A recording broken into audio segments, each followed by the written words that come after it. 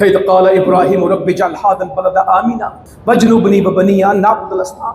اے اللہ اس شہر کو امن والا بنا دے، اے اللہ مجھے اور میری اولاد کو اس بات سے محفوظ رکھ لے کہ بتوں کی عبادت کریں، شرک نہ ہو۔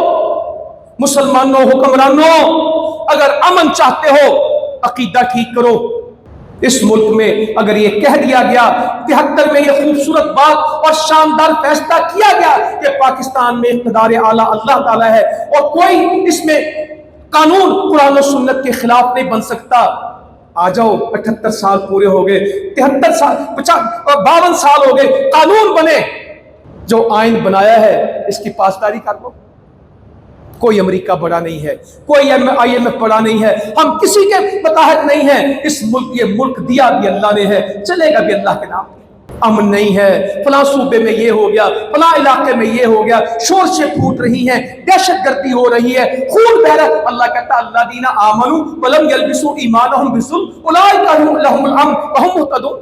جو ایمان لے آئے، الذین آمنوا فأی الفریقین احق بالامن، ان دو گروہوں میں کس کا حق ہے کہ اس کو امن دے دیا جائے؟